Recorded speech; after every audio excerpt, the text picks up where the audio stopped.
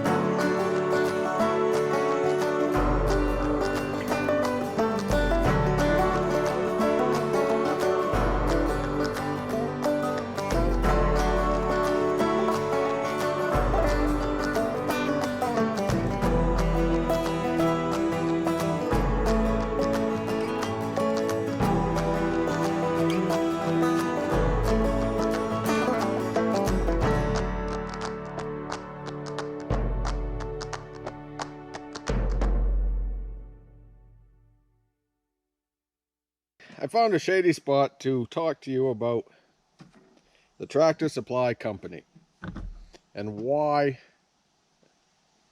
and what grinds my gears when it comes to Tractor Supply. There's really two things that really bother me. And I'm pretty sure it's all a numbers game, and some corporate bean counter or publicist or public relations manager sitting in Manhattan, New York, or wherever their worldwide headquarters is, thinks that this is the best way to make money and get the job done and do what's best for the company. But for the guy out in the middle of rural country where these guys say that they, where they're selling their stuff to, at least for me, this drives me insane. And the first thing that drives me insane about Tractor Supply is every time that you walk through the front door, the cashier says, "Hello, welcome to Tractor Supply." Now, in and of itself, that's not a big deal. But this is where I have an issue with it. They'll be in line checking people out, and they'll stop what they're doing with the person in line checking people out. They might be having a conversation with that customer that's paying them the money. They're doing their job checking them out, and they have to interrupt that interaction with that customer to turn over and look at some guy and be like, "Hey, welcome to Tractor Supply." And what they're saying is, "Hey, welcome to Tractor Supply. I really don't want to tell you this, but I have to say it or I'm going to get fired. And you're not looking at me and you don't really care because you've come in to get what you need to get and get out of here so you can get back to work." And I think it's a waste of time. And I think it's rude. And I don't like it. If somebody comes in and they need help, you could say, "Hey, how can I help you? We'll get you some help," things like that. But this idea that every person has got to be hit, and you know damn well that these people are hitting marks, and on their job evaluation, some guy that doesn't even know a thing about farming or agriculture is going to say, "Well, you didn't say welcome to Tractor Supply to 3 customers over the last 8 months, and that's just too much, and we're not going to give you a raise." The other thing that grinds my gears about Tractor Supply is I don't think they know what they are. And of course I know they know what they are. They're a company, a retail outlet that wants to make money. But are they a farm store or are they a department store? You cannot get farm supplies that you need at Tractor Supply, but you can get trinkets. You can get those stupid stars that you put up on your side of your barn. No offense to anybody that likes those stupid stars on the side of your barn, but I don't really need to. I don't think Tractor Supply should be taking up the retail space for a star on the side of a barn where they could otherwise have fertilizer, grass seed, feed, or different tools that you would need on the farm. Because that's what it is. It's the Tractor Supply Company, not the trinkets to make your urban house look like a country farm. And if they did that, if they figured out what they would be, I think it would be much better for the farmers and for the agricultural people and even the gentleman farmers and the local gardener to be able to go to Tractor Supply and get what they need. So that, in a nutshell, is what grinds my gears about Tractor Supply. Make sure if you disagree with me, if you agree with me, tell me in the comments, let me know what you think, because it just drives me insane. All right, I want to show you the flail mower and a couple of things that I found after mowing for 3 or 4 times. Please bear with me. Like I said, I have half of my equipment here. I want to show you some things. I want to get a video out to you guys, but I'm a mess, so I don't have my tripod or even my selfie stick. So we're just gonna do this the old-fashioned way.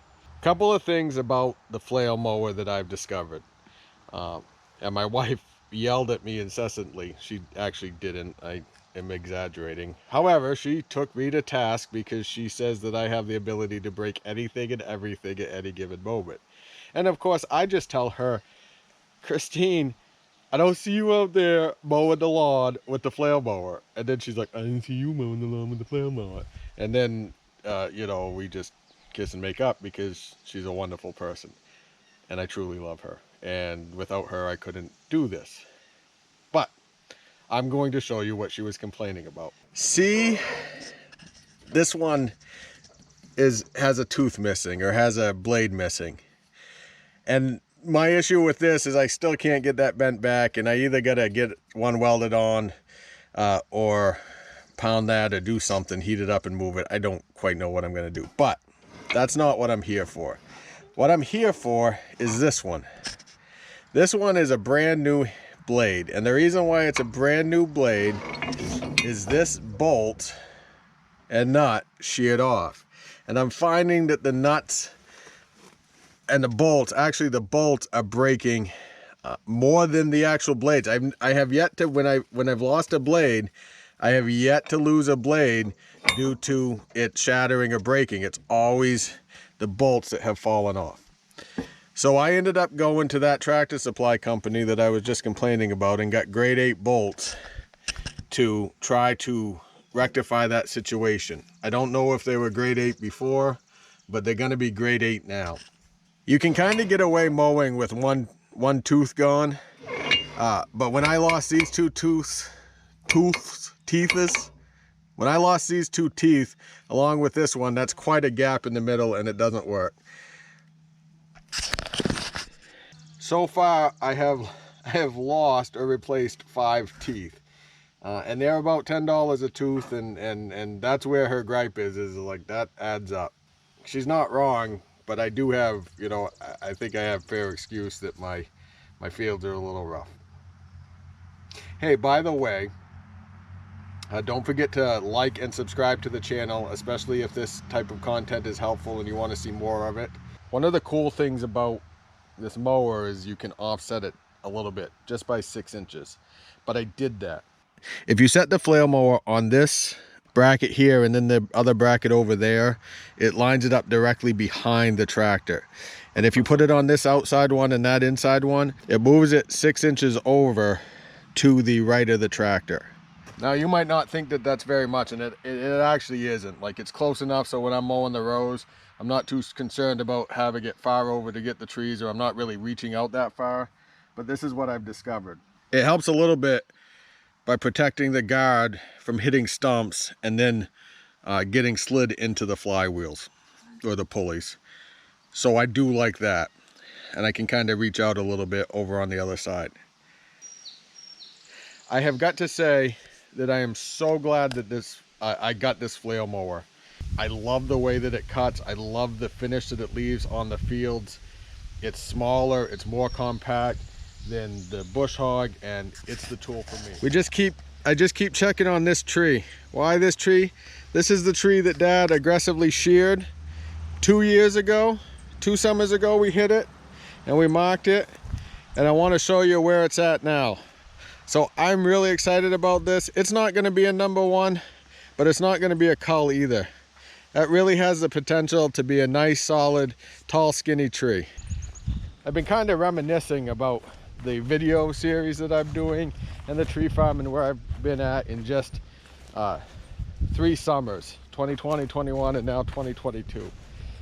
And I wanted to show you the wildlings that I planted in the south field here that are actually taking off. This was in the first video that I ever did. These are the wildlings that came out of the woods into the field, and here they are.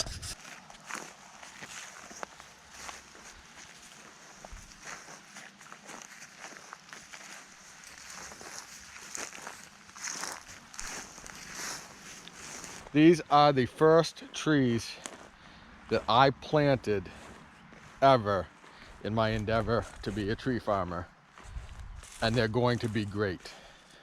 And I would encourage anybody who can't get stock, if you can't find stock, go back and grab wildlings and get started. I mean, you could go grab 150 or 100, 200 trees fairly quickly and get established as a tree farm. They might take a little bit longer to grow, but if it's you can't get your 2023 order in because you started too late, there's a potential option there.